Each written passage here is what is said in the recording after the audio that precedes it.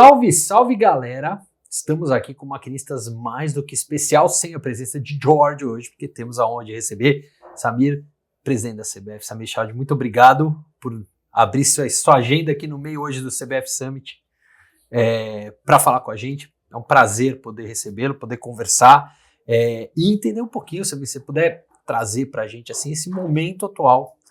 Meio ano completado já agora, parece que são 6, 7 mais ou menos anos, né? 6. Passou nesse período. Como é que está sendo esse primeiro meio ano aí de mandato à frente da CBF? Bem, primeiramente, obrigado. Na verdade são 6 meses que parecem 6 anos mesmo. Um período muito intenso desde a nossa eleição.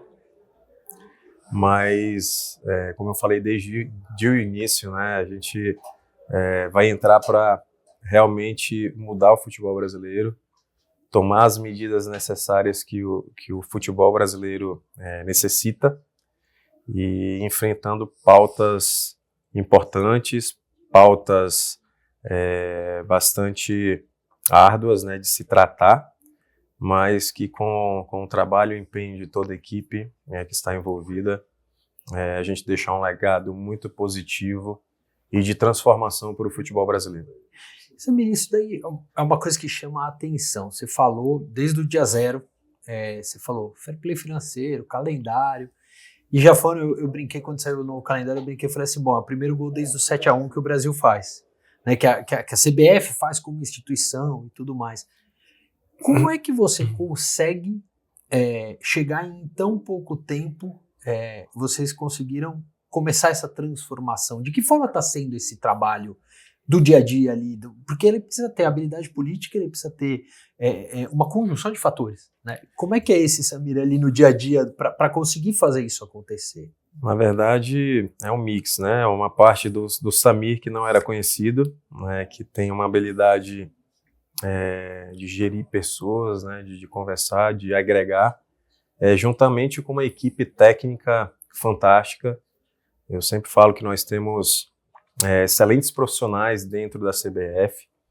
Agora, esses profissionais, hoje, eles têm autonomia de trabalho, desenvolver seus trabalhos à frente dos seus setores, e a gente consegue, unido à política do presidente, essa habilidade de a gente conversar, de aproximar, do diálogo ser a base da nova gestão, esse modelo novo de gestão, a gente consegue, em conjunto, fazer as mudanças necessárias que a gente precisa. Tem coisas que o presidente tem que bater o pé e fazer, mas essas decisões elas são construídas com várias mentes pensantes aí. Como é que está sendo essa receptividade do mercado, e aí falando, né, dos outros presidentes e tudo mais, porque obviamente mexer no calendário não é fácil, você tem que mexer com 80 clubes falando de futebol masculino, né, e o feminino também foi alterado, mas é um jogo político, é um jogo de conversa. Como é esse lado? E a gente sempre com os presidentes de entidades que a gente conversa, a gente sempre quer entender um pouco isso. Qual é a fórmula de sucesso aí para conseguir fazer as coisas andarem? O pessoal, desculpa só, o pessoal geralmente acha que, não, o presidente manda, faz o que ele quer e não tem conversa. É isso mesmo, não? Não. Acredito que, como eu te falei, o diálogo, para mim, ele é fundamental em qualquer situação. E o que eu procuro fazer é me aproximar, conversar, pegar a parte técnica, explicar os motivos pelos quais necessitamos fazer aquelas mudanças. E aí é o poder do convencimento, de estar juntos. A gente sabe que às vezes nós temos que cortar na própria carne, mas como eu te falei, tinham mudanças que eram necessárias serem feitas, porque senão ia colapsar o nosso futebol. Como é a questão do calendário, a gente se debruçou muito tempo em cima do calendário. Antes de assumir a CBF, eu já era o presidente da Federação Roraimense, então já tinha essa sensibilidade em relação a isso, e a gente foi construindo, trazendo clubes, federações, trazendo todos os atores principais que fazem parte desse ecossistema do futebol para a gente pensar em conjunto e fazer as mudanças que seriam melhor para um todo e não para um clube A ou para o clube B. Como é que você enxerga esse papel da CBF, né? Vindo, como você falou, Federação Roraimense com a realidade diferente das outras, cada um com sua realidade, obviamente, mas na sua visão, qual é o papel que a CBF tem pro futebol brasileiro? Fomentar, investir, né? Tornar o futebol acessível em todas as regiões, até nas regiões mais remotas, eu sempre falo isso também. Eu acho que o que nós queremos é trabalhar o futebol em toda a sua base, toda a sua essência, no futebol raiz, que é a base da pirâmide do futebol brasileiro, e não só numa Série A. Então essas medidas, elas mudaram muito isso, elas deram condições dos clubes da Série A, um alívio para os clubes de Série A, os clubes de elite, mas ao mesmo tempo a gente abriu mais vagas e deu mais oportunidade para os clubes da base da pirâmide, que é o que fomenta o futebol local, o futebol regional, é o que a gente vê nos estaduais. Então a gente acredita, eu sou um entusiasta dos estaduais. Já me perguntaram várias vezes, tem que acabar o estadual. Eu falei, não, pelo contrário, a gente tem que investir mais e fomentar mais os campeonatos regionais. Então, é um trabalho duro, mas a CBF, o papel dela é esse, é fomentar e investir no futebol, principalmente no futebol de base, que é onde saem os nossos grandes jogadores aí para a seleção brasileira. E aí a gente entra nessa segunda pauta que veio, que é o fair play financeiro. A gente está hoje até aqui anunciando, né, um pouco como vai funcionar e tudo mais. Como é a tua visão da importância dele para a estrutura do futebol? E até sabendo que ele é algo que é muito mais aplicável para a Série A e B, porque é onde, teoricamente, tem mais uma realidade de necessidade de adequação. Mas como é que você enxerga ele melhorando a estrutura do todo? Para mim é um dos pilares, o que vai tornar o nosso futebol brasileiro autossustentável, sem endividamento de clubes, sem atraso de pagamento de jogadores. Então, o que nós queremos é deixar um campeonato mais justo, mais disputado, mas não limitando valores de arrecadação. Eu acho que a gente tem que fomentar e incentivar os clubes a arrecadarem mais. Mas gastar dentro da sua arrecadação, não fazer dívida, eu acho que isso é importante. E a gente deixar o campeonato mais justo para todos os clubes participarem. Então, a gente vê nos últimos anos, né, nós temos aí vários clubes devendo muitos jogadores e acabavam que, sem um controle financeiro, mesmo devendo, eles iam lá e contratavam, faziam mais dívida e acabava fazendo um doping financeiro em cima de um time menor que tinha suas contas justas, tinha sua arrecadação ali boa, tinha um saldo positivo. Então o que a gente quer é evitar esse tipo de problema e deixar o campeonato mais liso, mais limpo e mais justo para todos. Você falou um pouquinho de desenvolvimento de base, seleção brasileira, a gente tem, né, um momento de Copa do Mundo chegando. Como você vislumbra esse Brasil para a Copa do Mundo? Muito forte. Nós estamos trabalhando duro, aí, lançando mão de tudo que tem à disposição da CBF para melhorar a seleção brasileira, desde a chegada do Mister, do Ancelotti. Eu acho que o clima mudou dentro da seleção, o clima mudou dentro da instituição CBF, que conseguimos estancar aquela turbulência política que havia dentro da instituição. Então, tudo isso colabora para um ambiente mais saudável. A gente vê um trabalho que está sendo feito, a construção que está sendo feita pela comissão, pelo técnico Ancelotti, para mim, ela me deixa muito esperançoso. E, com certeza, quando a gente chegar ali na véspera da Copa, a gente vai estar com uma seleção forte e competitiva para a gente correr atrás do nosso objetivo, que é trazer a tão sonhada sexta estrela aqui para o Brasil. isso a gente olhando da perspectiva de dentro do campo. Fora de campo, como é a marca? Como você enxerga a marca futebol brasileiro e como a gente pode trabalhar essa marca do futebol para ela se fortalecer? Eu vejo uma marca muito forte, independente do momento que a seleção vinha passando, né, nas últimas Copas do Mundo, mas a gente sempre tem e vai ter um futebol respeitado em todo o mundo. E o que a gente espera é que com esse trabalho que está sendo feito, a volta da credibilidade, até na questão mesmo da volta dos patrocinadores, que isso é um ponto positivo que a gente já está sentindo, né, que o ambiente é outro. Nós esperamos que a nossa marca se fortaleça mais, é o que a gente está trabalhando para, mais uma vez, colocar aí o nome do Brasil, né, como um dos principais candidatos aí às próximas Copas do Mundo, não só para essa, mas para as próximas, com o trabalho a médio e longo prazo que nós estamos fazendo. Você teve uma mudança na CBF que ela é interessante do ponto de vista até estratégico. Tudo foi criar o departamento de marketing ser dividido entre seleções e né, competições e seleção, né, seleções brasileiras. A exemplo do que já acontecia no departamento técnico, né, enfim, na organização e tudo. Por que isso foi trazido para o marketing também? A gente decidiu dividir, né, até porque a seleção é uma coisa bem específica, bem peculiar. A gente decidiu afastar, na verdade dividir, né, a parte da seleção principal, uma parte dos outros campeonatos.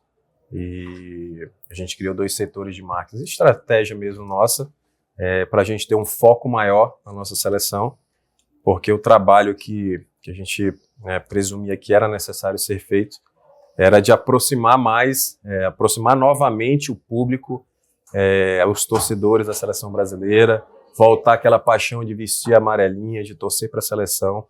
Então, foi estratégia mesmo pensada para a gente focar mais especificamente na seleção brasileira, que é o nosso grande carro-chefe da CBF. Uhum. Você falou um pouquinho desse trabalho, né, a gente vê de seleção, os clubes, o calendário, enfim. Obviamente você acaba tendo que olhar o todo no meio dessa história. Tem algum plano, a construção de algum plano de longo prazo para o futebol, em formação de atleta? Tem alguma coisa sendo olhada um pouco nesse sentido? É óbvio que é muito... Temos mudanças muito mais urgentes, mas tem alguma coisa sendo olhada para frente em relação a isso? Na verdade, quando a gente investe em base, né, a gente já está olhando o futuro, né? A preparação de atletas, ela vai muito para o lado dos clubes, né? Sim.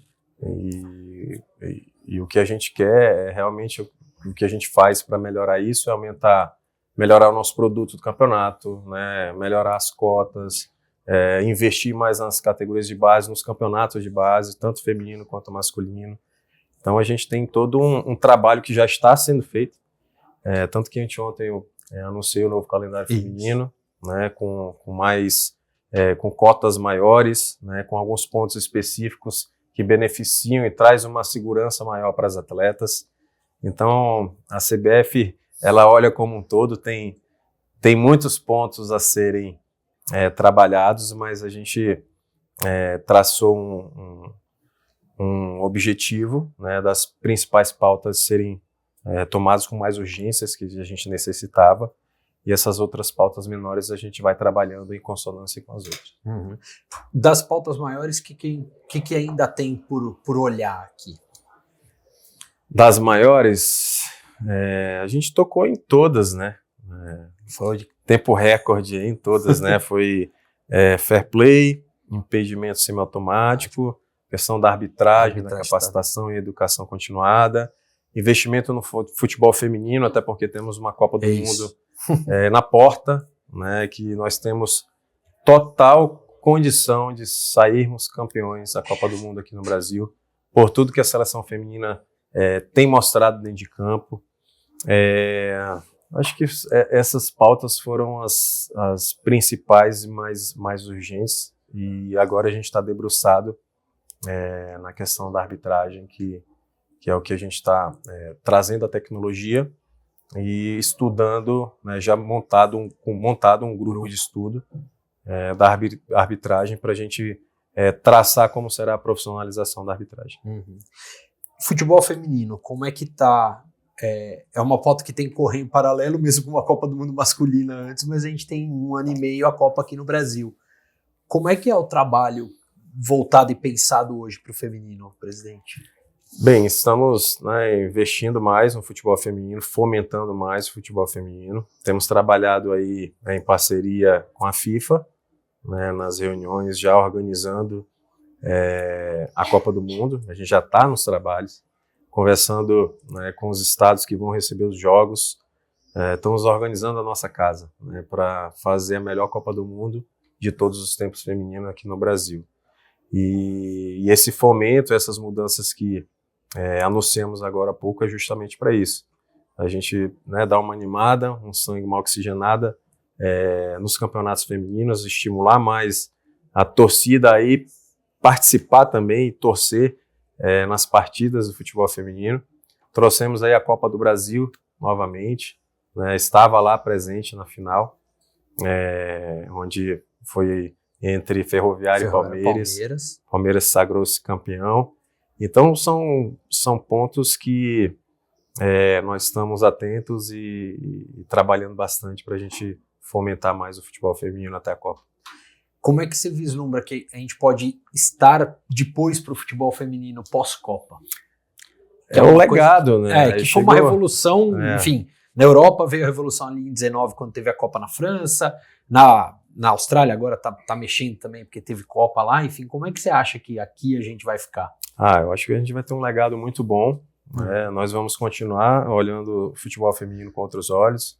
A gente não está fazendo um trabalho só para a Copa do Mundo, a gente está fazendo um trabalho que a gente quer deixar esse legado para o futebol feminino e continuar investindo e melhorando os produtos femininos que temos na mão, né? Os campeonatos, atraindo mais investidores, e atraindo mais do público para dentro do estádio. Acho que isso é importante. Acredito que depois da Copa do Mundo a gente vai ter um aumento significativo disso. Uhum. E presidente, como é que você enxerga no teu sonho ali, como é que você vê daqui, vai ser mais o que, 3 anos que tem, 3 anos e meio pela frente, é isso? 3,5. 3,5. Como é que você enxerga estando lá daqui uns 3 anos e meio, por aí? O teu momento ali como presidente da CBF? Que assim, vai ter mais ou menos na vida normal, seriam uns 25 anos de vida, mais ou menos assim. Eu não posso, eu não costumo pensar muito assim, muito distante no futuro. Eu penso, né, eu faço uma programação para o futuro, claro, mas sempre pensando muito no presente, no que está sendo feito hoje. Mas eu espero deixar um legado muito positivo para o futebol brasileiro. A gente está começando a fazer a roda girar novamente do futebol.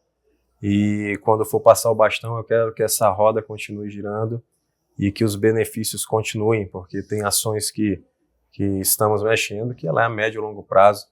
Então pode ser que eu não esteja mais nem como presidente e as coisas ainda estejam acontecendo. Então é deixar um legado positivo, um recado para todos que é possível sim fazer o diferente, fazer o melhor e deixar o nome registrado aí no futebol brasileiro. Como é que foi a sensação quando você falou, bom, agora é comigo aqui? Que você sentiu naquele momento de falar, bom, agora eu vou começar a viver esse momento? O que você esperava que vinha pela frente? Eu já esperava que vinha muita pancada, até por não me conhecerem, né? Mas eu sabia que eu era capaz de realizar um trabalho diferente. Tinha muita experiência em gestão pública já na minha vida, mais de 12 anos, e recebi esse convite, aceitei estar à frente da instituição, realmente para fazer um trabalho diferente e mostrar com o meu trabalho, mostrar quem é o Samir, apresentar o Samir Chaldi com o trabalho que eu venho realizando à frente. E não foi fácil, falo para você, não foi nada fácil.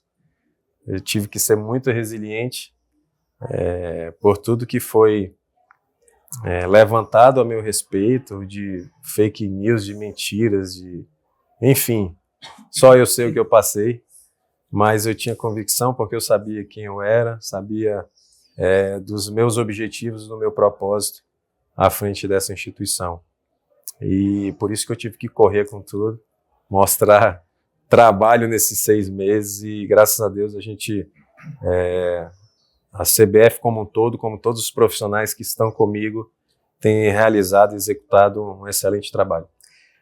Qual que era o teu... Você chegou a algum momento na tua vida e falou, pô, eu quero um dia chegar lá, ser um presidente da CBF, ou esses amigos não sonham tanto, não tinha nem pensado ainda algo assim? Para te ser sincero, não. Eu sonhava em participar do futebol brasileiro e esse sonho eu comecei a realizá-lo no meu estado, né, quando tive a oportunidade de ficar como vice-presidente e ganhar uma eleição para presidente da Federação Roraimense. Comecei meu trabalho lá, mudando todo o futebol roraimense, reformulei todo o campeonato, melhorei o produto, atraí patrocinadores para o futebol roraimense. Hoje o futebol roraimense vive um outro momento. E eu tinha vontade e gostava muito de participar desse ambiente do futebol brasileiro, de seleção.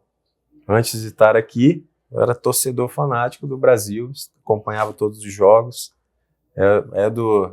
dos torcedores que paravam em casa para fazer um churrasco e assistir o jogo do Brasil, independente se estava bem, se estava mal. Mas é o meu espírito de torcedor, de atleta que eu sou. E hoje estar à frente dessa instituição, para mim, é um grande orgulho como brasileiro, como o amor e a paixão que eu tenho pela amarelinha. E para mim é uma realização de um sonho, mas para te falar, eu não tinha pensado que chegaria tão longe, mas Deus colocou uma oportunidade na minha mão e eu agarrei ela com unhas e dentes e estou dando o meu melhor à frente da instituição. E o pesadelo hoje é menos constante ali quando você tá... Aquela coisa que você... qualquer um que tá à frente de um cargo muito importante, alguma coisa assim, sempre tem aqueles medos, aquelas coisas que vêm junto, né? Não, eu não tenho medo, não tenho. Eu sou muito, muito tranquilo, muito seguro nos meus propósitos e muito resiliente. Então, a arte marcial me ensinou isso, a ser muito resiliente. E foi o que me ajudou na campanha. E aquele começo foi muito isso, né? Veio um turbilhão que talvez você nunca tivesse acostumado a passar por isso, né? Não, jamais. Foi duro, mas a gente conseguiu superar. E hoje, como é que você olha o teu dia a dia? Hoje, como é que tá a tua estrutura de trabalho ali, de equipe junto contigo? Meu dia a dia hoje é de muito trabalho, muitas viagens, né? A gente cumpre muitas agendas, FIFA, Conmebol, futebol brasileiro. Estou participando de todas, eu não paro, né? Aquele primeiro momento eu fiquei mais dentro da CBF, até para sanar aqueles problemas, aquele turbilhão que estava. O ambiente estava muito carregado, né? Estava bem pesado. E eu como médico, tenho esse feeling de pessoas, de saber o que está acontecendo, de saber onde tem que atuar. Eu foquei ali dentro da instituição para a gente estabilizar e assim a gente conseguir começar a trabalhar o externo. Então foquei nesse primeiro mês dentro da CBF e a partir do segundo mês aí começou as agendas de viagens, de correria. Esse final de ano tá uma loucura, final de campeonato, jogos importantes, são eventos da FIFA, eventos da Conmebol, mas a gente tá segurando e marcando presença em todos, que isso é muito importante para a volta da credibilidade da CBF perante o mundo e as outras instituições. Para a gente fechar, você falou um pouquinho dos patrocinadores e tudo mais. Tem novidade para vir pela frente agora, pensando que vem um ano de Copa na porta? Com certeza. Tem novidades aí que vão vir, que vão chegar. A gente está só aguardando a nossa direção estratégica de marketing fechar os últimos detalhes para a gente estar fazendo os anúncios. Muito bem. Presidente, queria agradecer demais pelo tempo, pelo papo. desejar boa sorte aí, boas viagens e bom trabalho. Muitas. Obrigado. Maravilha, Samir. Obrigado, viu? Valeu. Isso aí, galera. Papo mais do que especial aqui no nosso Maquinistas, diretamente aqui com o Samir Chaud, presidente da CBF. Foi um prazer, diariamente, maquinadosport.com.br. Nas redes sociais é o @maquinaesporte. Samir, obrigado. Obrigado. Tchau.